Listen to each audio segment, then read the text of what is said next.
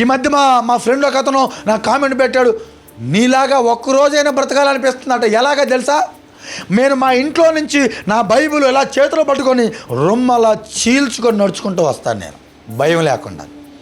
చాలామంది యవనస్తులు బైబిల్ ధైర్యంగా తయారు. ఏమ రైట్? చర్చికి వెళ్ళేటప్పుడు బైబిల్ తయారు వాళ్ళు. ఎందుకు చాలామంది మొబైల్స్లో బైబిల్ పెట్టుకొని వస్తారంటే బైబిల్ని చేతిలో పెట్టుకొని వచ్చే ధైర్యం లేదు, బైబిల్ని చేతిలో పెట్టి వచ్చే దమ్ము లేదు. కారణం, నీ జీవితం ఇంట్లో వారికి తెలుసు. ఆ యవనస్తుల జీవితం వారి ఊర్లో వాడికి తెలుసు. వాడు అంటాడు, ఇప్పుడు నీ ముఖం సాయంత్రం వచ్చి బారులో కూర్చుంటా, నీకెందుకురా బైబిల్ అంటారు. నీకెందుకురా వాక్యం, నువ్వు నాతోటే సిగరెట్ తాగుతావు, నీకెందుకురా వాక్యం, రా మందు తాగుదాం అన్నవాళ్ళు లేరు. వాడు మా ఫ్రెండ్ నాకు కామెంట్ పెట్టాడు, నీలాగా ఒక్కరోజైనా ధైర్యంగా బైబిల్ నేను ఎత్తుకొని పోవాలి, నా చేతిలో నా దేవుడు ఇచ్చినటువంటి బైబిల్ని ధైర్యంగా ఎత్తుకోపోవాలని ఒక నాకు కామెంట్ పెట్టాడంటే వాడు వయసు 27 సంవత్సరాలు. వాడికి ఏముంది? శరీరంలో పాపం ఉంది.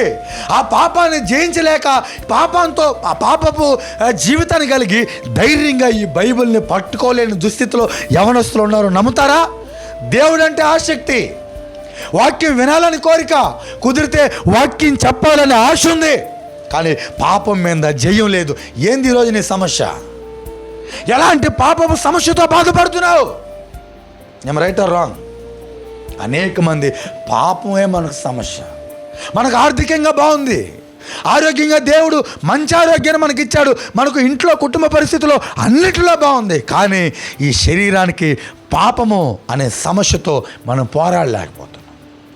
సో దావీదు గారు మాట్లాడుతున్నారు, ఎలాంటి పాపంలో మీరున్నా సరే ఈ రాత్రి, ఎలాంటి అవిధేయతలో మీరున్నా సరే ఈ రాత్రి ఆయన వైపు మీరు చూడగలిగితే ఆయన మీ నమ్మకాన్ని సిగ్గుపరిచే దేవుడు కాదు.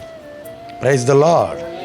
అనేక మంది మాట్లాడతారు, ఇదిగో మావయ్యని చూడు, బాబాయ్ని చూడు, పిన్నమ్మని చూడు, వారు ఎంత బాగున్నారో, వారిలాగా నువ్వు మారరా అంటారు తల్లిదండ్రులు.